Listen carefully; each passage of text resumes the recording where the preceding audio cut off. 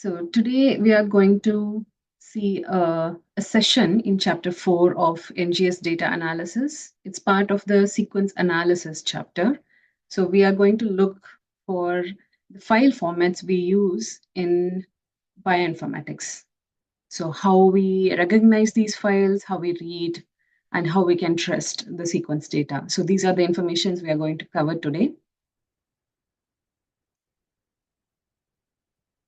So basically, we'll see why formats are important and what are the very generally used formats, and some other few formats, like brief introduction of some of the few formats that we'll come across in the future chapters. So by the end of this session, you will be able to look at a sequence file and say what it contains, what is missing, that's the most important. So when you say bioinformatics, it's actually a data exchange discipline. So here, the biological data is constantly moving across different partners. For example, as shown here, so you get a sequence out of a sequencer machine, and the raw data can be stored in the databases, and the raw data will be analyzed.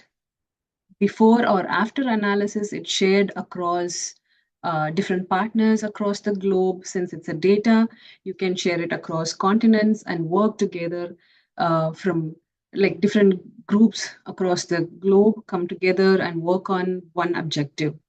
So once all the information is taken out of the data, it's published.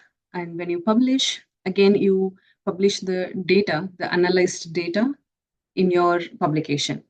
So at each and every step, both human and the software, they need to interpret the data as it is intended. So every transaction depends on how the file is interpretable by the next tool.